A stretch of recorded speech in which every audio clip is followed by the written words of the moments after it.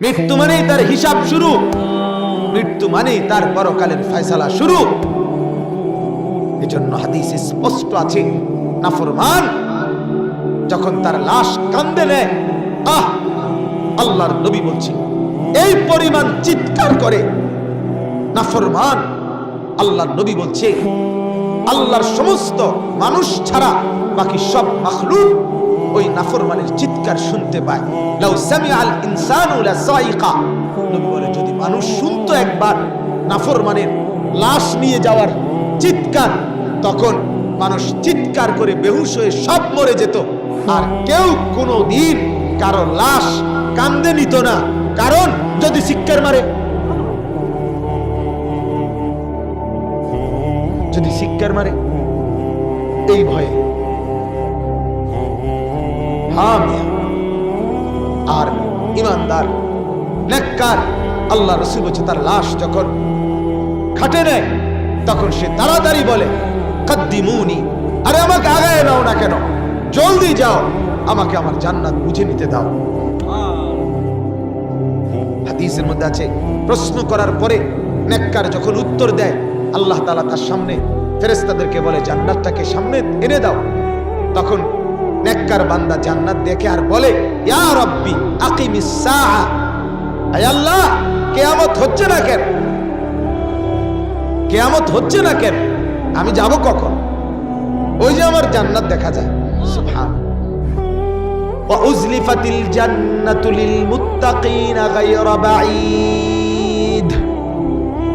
রব্বুল আলামিন বলেন হাসরের মাঠে আমি আল্লাহ আমার মুত্তাকি বান্দার কাছেই জান্নাতকে টেনে নিয়ে আসব। কঠিন হাসরের ময়দানে আমি রব্বুল আলামিন গুনাহমুক্ত যেই বান্দা গুনাহ করে নাই, মুত্তাকি তাকওয়াওয়ালা, আমি রব্বুল আলামিন জান্নাতকে তার সামনেই নিয়ে আসব। গায়রা বাঈদ, খুব দূরে না, কাছাকাছি। আর আমি আল্লাহর পক্ষ থেকে বলা হবে, ফেরেশতাটাকে বলবে হাদা মা তুআদুন, ও আল্লাহর বান্দা এটাই সেই জান্নাত যেটার ওয়াদা আপনাকে করা হয়েছিল। আপনাকে দুনিয়ায় বারবার বলা হয়েছিল জান্নাত পড়লে জান্নাত, নামাজ পড়লে জান্নাত, রোজা রাখলে জান্নাত, হজ করলে জান্নাত, জিকির করলে জান্নাত, তিলাওয়াত করলে জান্নাত, আল্লাহর বন্দিগি করলে জান্নাত, হালাল উপার্জন করলে জান্নাত, হালাল ভক্ষণ করলে জান্নাত।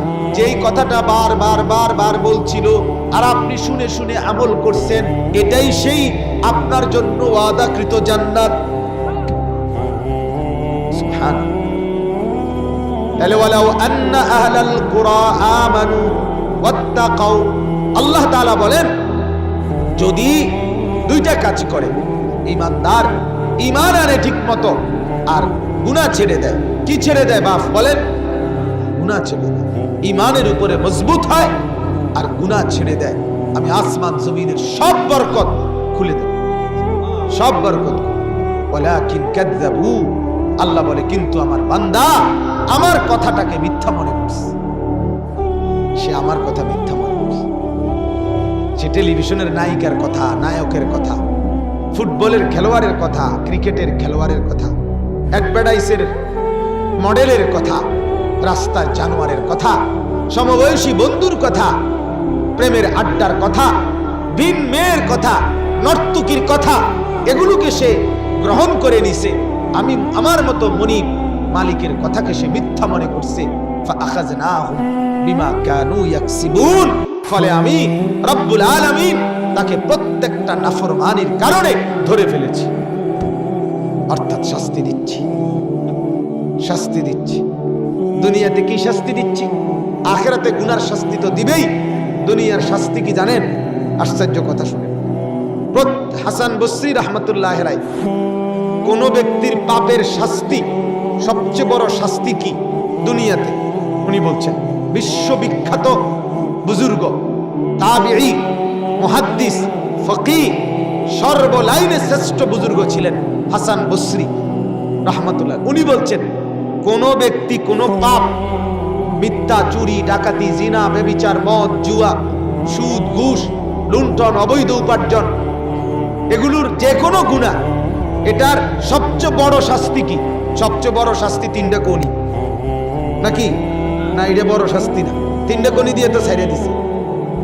10টা কনি দিলে তো আর অনেকে এমন নিম্নমানের মানুষ, নিকৃষ্ট মানুষ যারা অনেকে আছে, তার 3টা না 10টা কনি দিল, হেতে আসতে আসতে জায়গা ফি বুঝতে বুঝতে কিরে কি আর হয়েছে, দিছে 2টা ঘুষি দিছে। এরকম বেদ্যপ আছে না?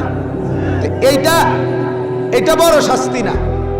হাসান বসরি রহমতুল্লাহ বলেন, কথাটা শুনেন, কোন ব্যক্তি একটি গুনাহ করার পর ওই গুনাহটার পরে আবার পুনরায় ওই গুনাহ আবার